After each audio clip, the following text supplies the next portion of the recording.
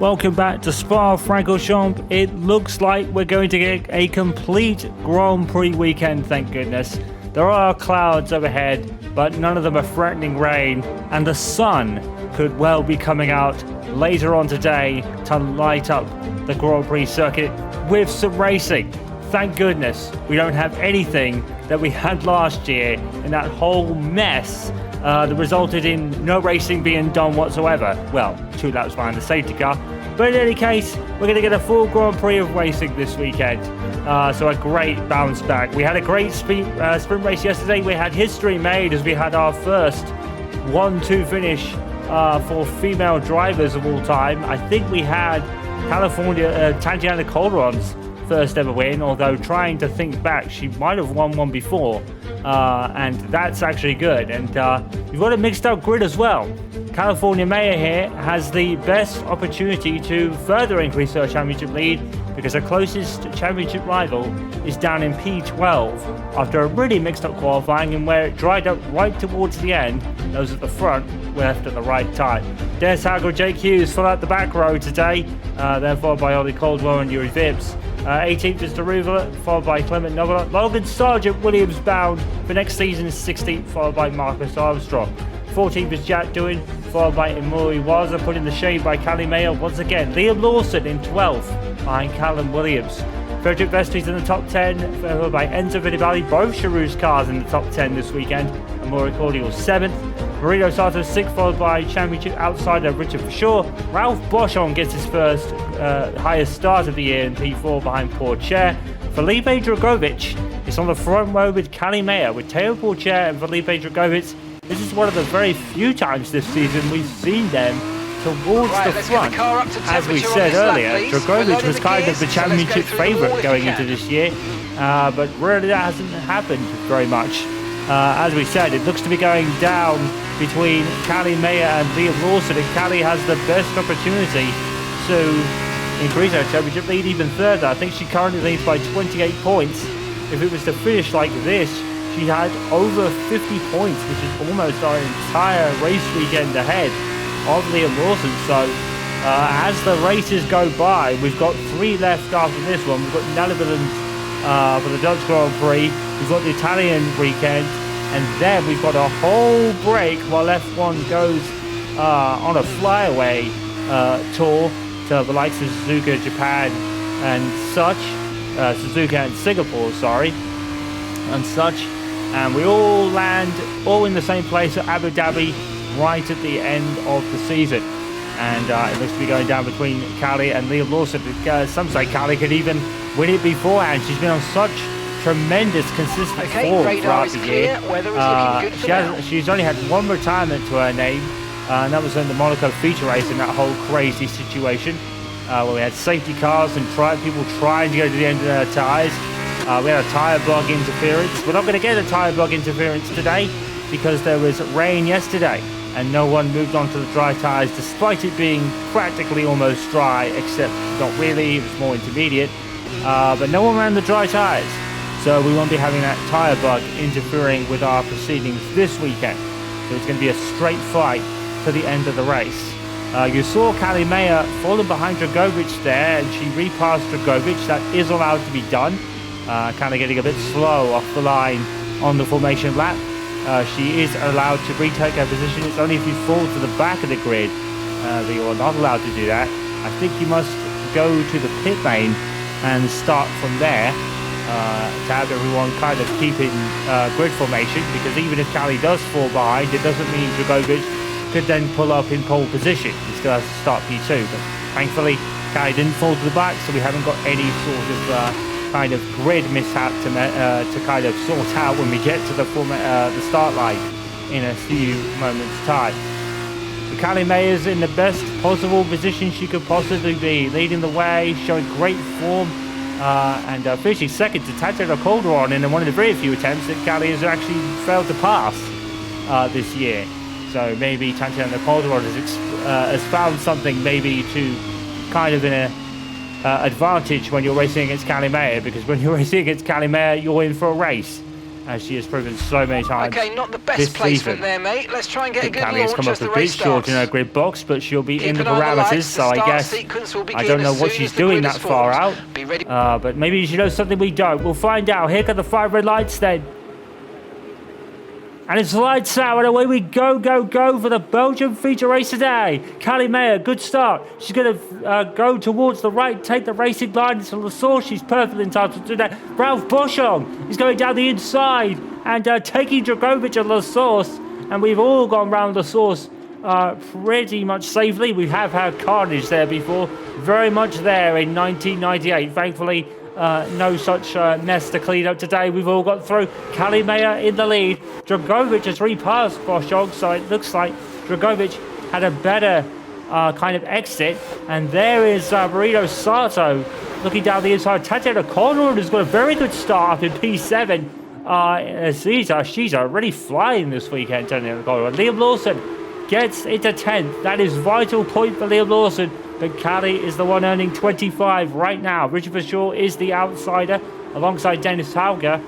Whereas Dennis Hauger, you ask, he is last on this current field today, so he's going to get no points there. Verschaw's going to probably get a little bit on Liam Lawson, but Lawson is, thankfully for him, in the points. But he needs to get a lot more than that with Callie in this race. So Mayer's leading from Dragovic. Boschong, who's just kept out a poor chair in P4, Cordial P5, followed by Verschaw. Tatiana Conrad getting a great start up there in P7. She had a great start in the sprint race yesterday as well. She took the lead and never really looked back. Sato 8, Fittipaldi 9th. Both Charoux cars doing very good so far this weekend. Lawson into 10th, pursued by Williams. Vesti, Armstrong, Iwasa, Logan Sargent, Williams bound in 15th.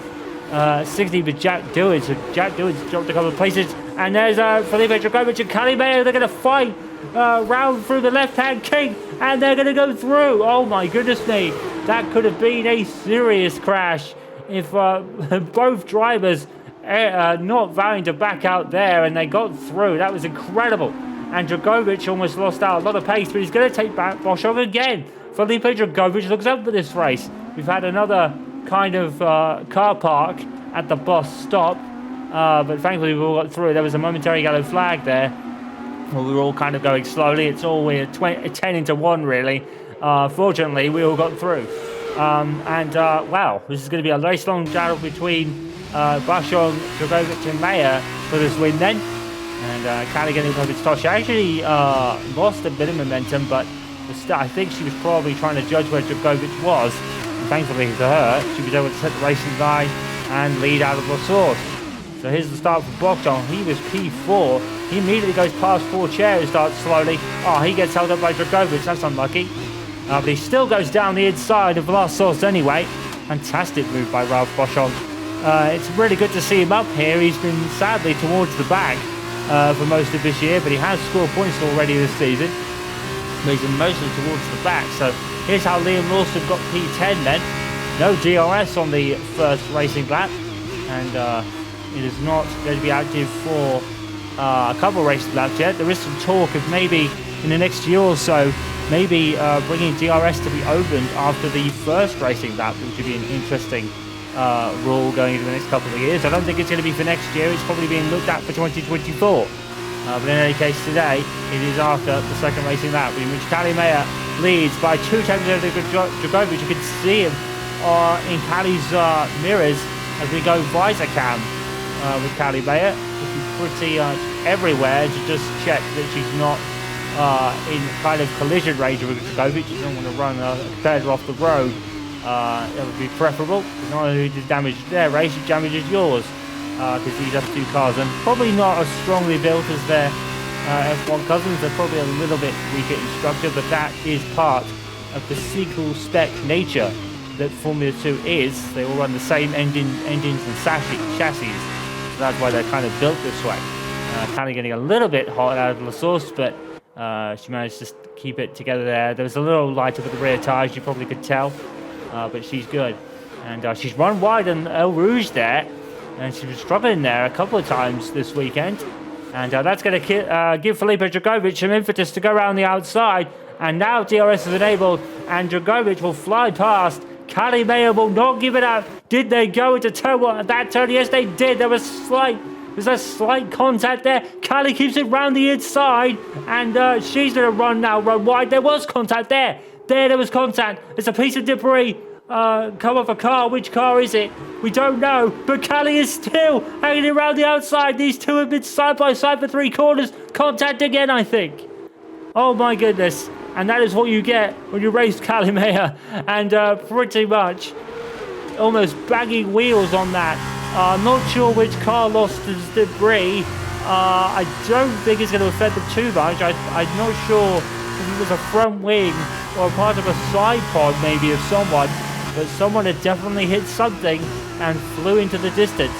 I'll have to see if Dragovic pits at the end of his lap. Maybe it's front wing end fence damage. Can't really tell from here.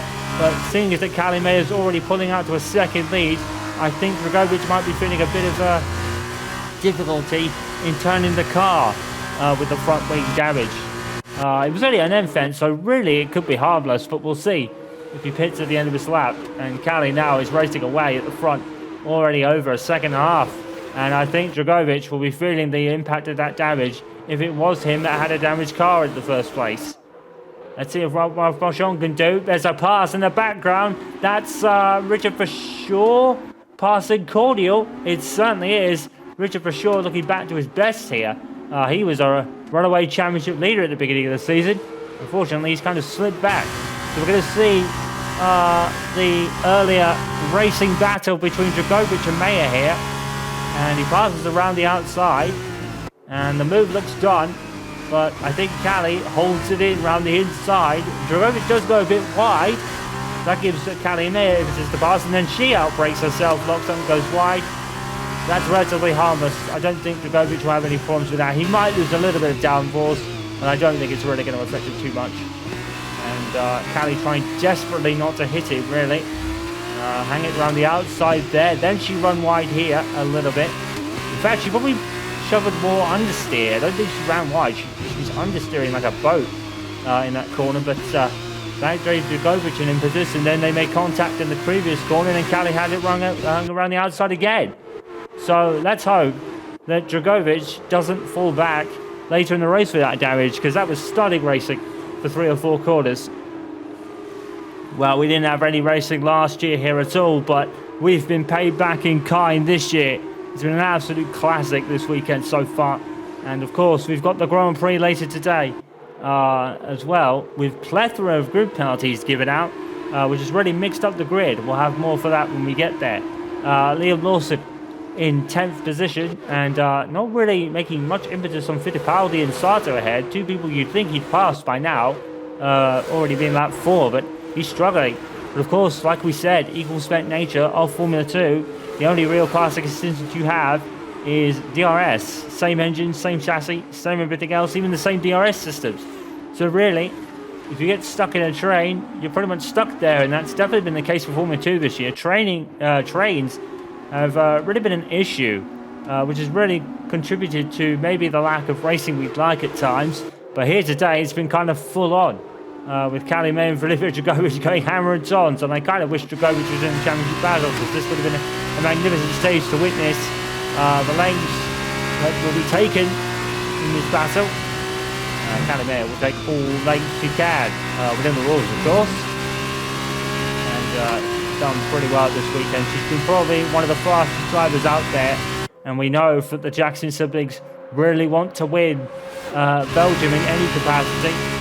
Michael Schumacher fans, they want to be up there with him in terms of winners, and that was Ralph Boschon, who's in the back end, but somehow he's passed Dragovic. That is a magnificent pass by Ralph Boschon. He was losing control of his car. I'm not sure what happened there, but he lost control of his car momentarily, but he got it back again. And he passed Dragovic in that. So Ralph Boschon's having an inspired day today.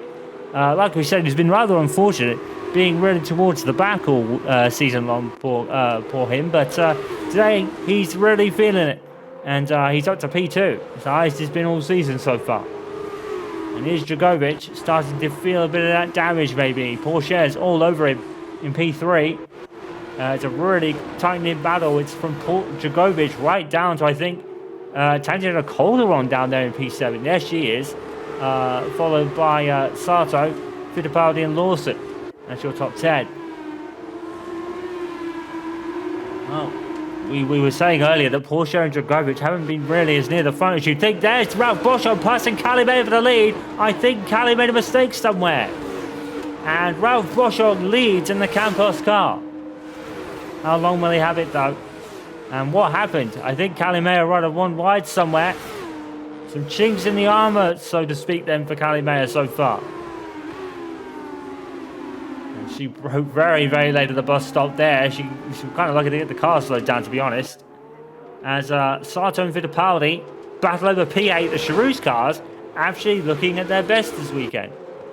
And that's Calimere down the inside of the source. Could be rather academic, but I think Boschung got the better exit. He did. And Cali's now forced to stay behind him for that one. And if she'll get good exit out of her Rouge, she'll be taking Cali from a baby down the start finish straight with DRS. And, and Cali, she's cut the corner there. And she'll have to wait now. She can't pass Boschung into a full corner swim now. We had Lewis Hamilton having that kind of ruling against him in 2007, if you remember. And Cali does run wide again. She's struggling with the steering of her car. There's a driver in the pits. I think it might be Vesti. No, there's no guys in the pits. It's down the straight. Sorry about that. I thought there was pit stops happening. We're not even in the pit lane. But Vesti and Novalak have dropped down the field. They're right with Vips and Hauger now. So what happened there, do you think? And this is going to be Calimere. Replay. And she did cut her Rouge at the end there. So by right, she will have to wait until about 2 to 3 corners later. As we said, in 2008, I think it was, or 2007, Lewis Hamilton was battling Kimi Räikkönen, passed him after shortcutting the bus stop, passed him shortcutting the bus stop, led him through the source, I think, and then passed him immediately after. It was something like that, and then Lewis Hamilton was subsequently given a penalty, I think, later in the race for that infringement. Maybe Ralph Boschung here. I'm not entirely sure what about. I think that's showing that Calimere just outbroke herself down there. And now we're looking at Frederick Vesti here. And he's lost it. Vesti's lost it. He comes across the track. Bang! He's got a slam at the rear of the car from someone. One of the Red Bull Junior drivers. Not sure who it is. It's Taruvula. So Vesti loses it, comes across the track, and I think JQ's got a piece of debris coming off the halo. And this is all sorts of carnage. So Vesti's lost it trying to pass the car in front of him, veers into the barriers, comes across the track, hits Novalak, he then hits Taruvula. JQ's is the lucky driver in all of that, as he avoids any car damage of his own, but he had a piece of debris coming off his halo. So that really proves that the halo, once again, doing its job that it was designed to do. And that's very reminiscent of Felipe Massa getting hit by a spring in Hungary qualifying back in 2009. And that's why the halo was starting to be implemented in Formula One. That was kind of at the beginning of the discussion. And of course, that was on also in discussion after a crash with, I'm not sure if I'm right about this. I don't think it was John Surtees. I think. I could be wrong, but I think I remember that surname being mentioned. And that person sadly passed away, I think, in a crash down there. I don't think it was John Surtees. I think it was... I can't remember his first name, but I think his surname, Surtees was his surname. And that's when it kind of started, and it was further pushed after that incident with Massa.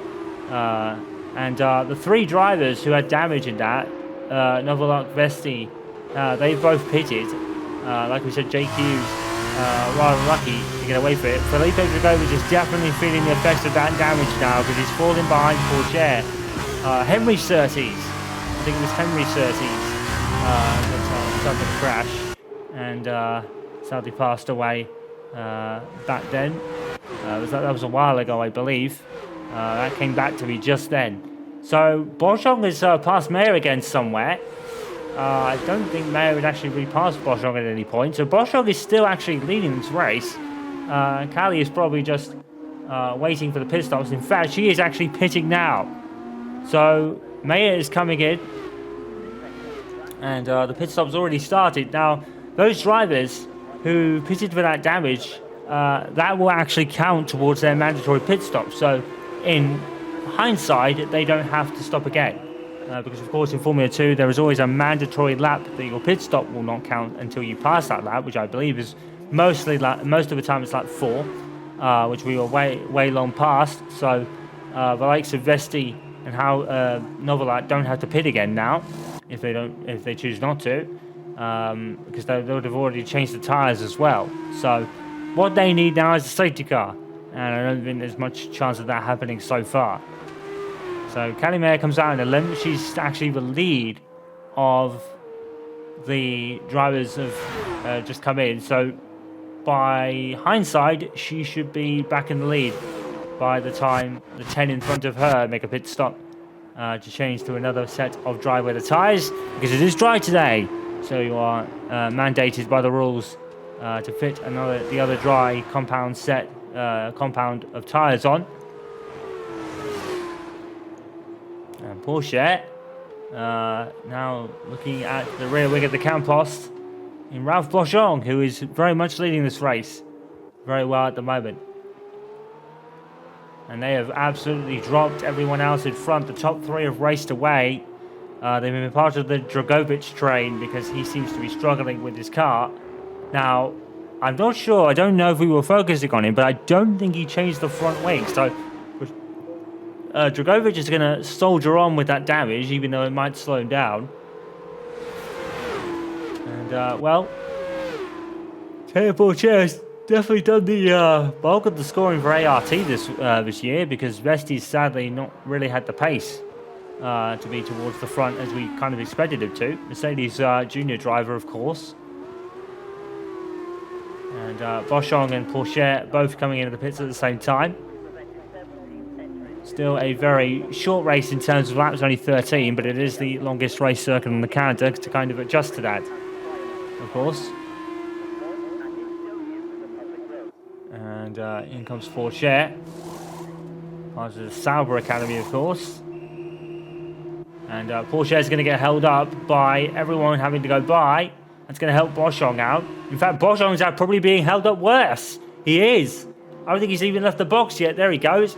So Teo Porcher has grabbed second place, a snatch and grab, because Boschong was held up so long in the pit lane, in the pit box. Callie Mayer has taken the lead.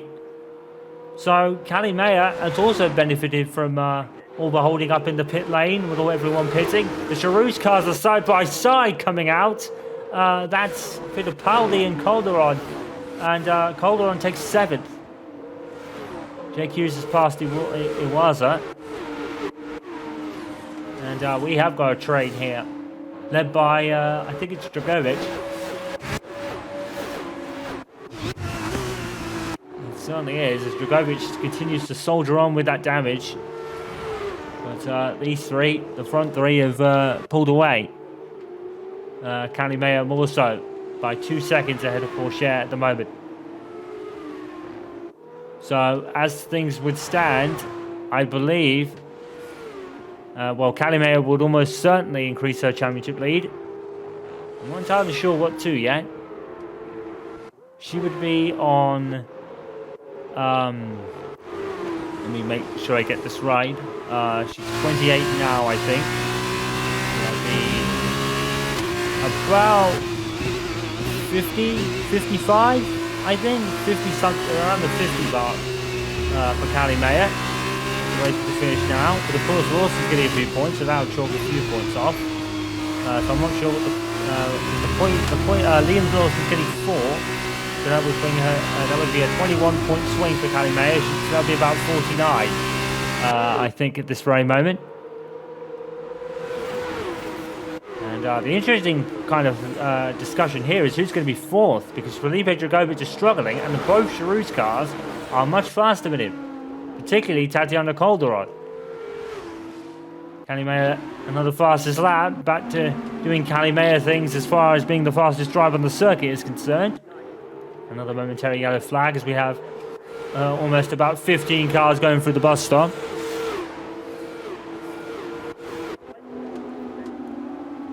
Surprisingly, Lawson hasn't really been able to make any passes in this race. In Spain, he was passing people for fun in the sprint race.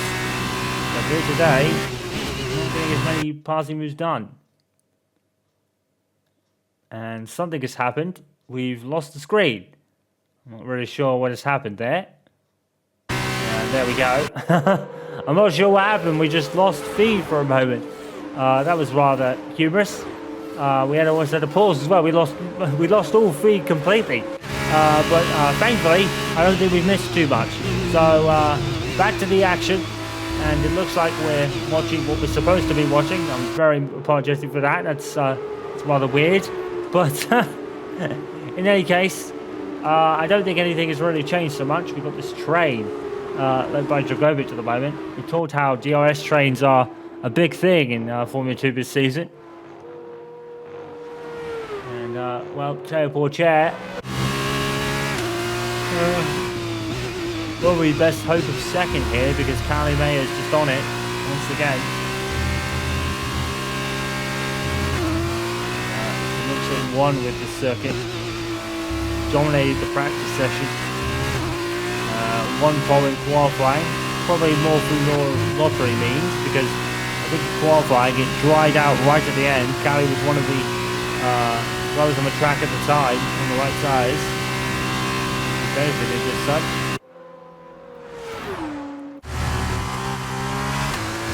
Another lot.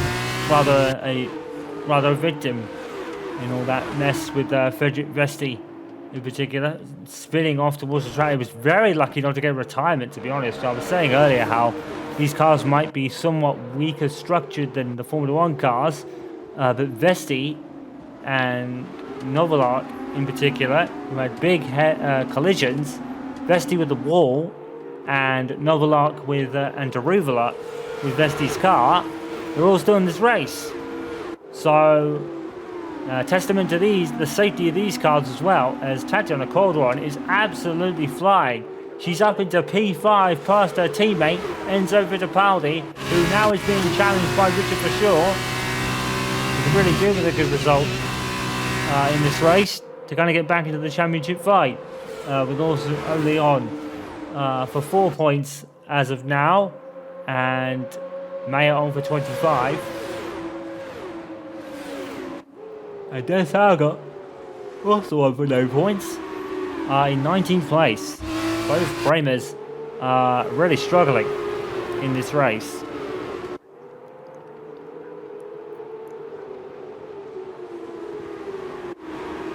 We've got this big long train of Formula 2 cars here, and unfortunately it is making for a bit of a procession in the midfield. No one really able to make moves anywhere. And there was a yellow flag somewhere. I think Callum Williams is having some problems. He is. There he is. Car problems with Callum Williams. That's very unfortunate. And where have Trident gone? At the beginning of the season, they were probably top dollar. Winning races and being towards the front of the grid, but they've kind of fallen off in the second half.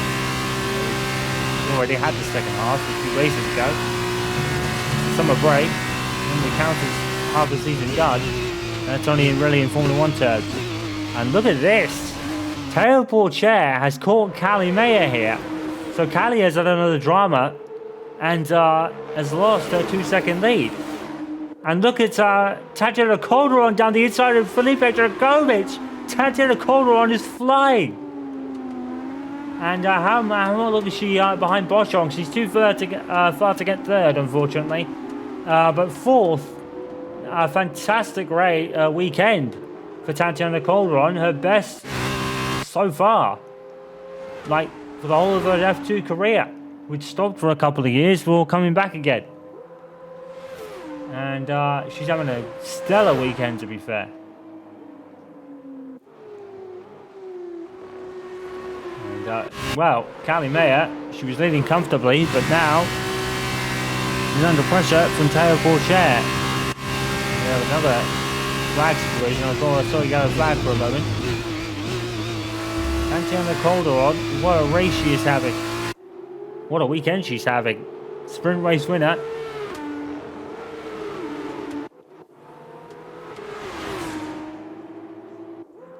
And, well, we're going to have a tense last couple of laps here because Porcher is battling with Callie May for the lead. And these two have checked out. 5 seconds clear of Boschong, who I believe is...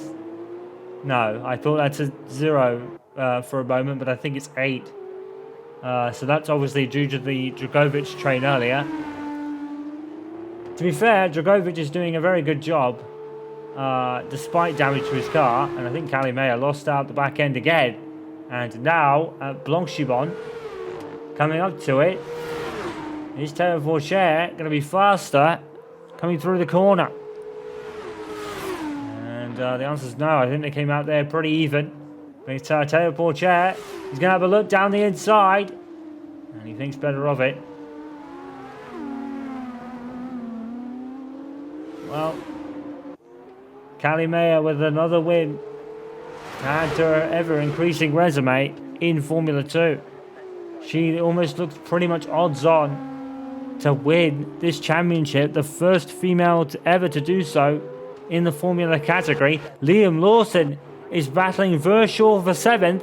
This is exactly what Liam Lawson needs. He needs to pass Verschoor's stat to get bring Callie's advantage down by a couple of points more. And Lawson has done it. Well, Fittipaldi not able to get the same luck that his teammate did. Lawson and Verschoor going to battle for a rouge. This is going to be Alonso Weber-esque. And Lawson is all over the road.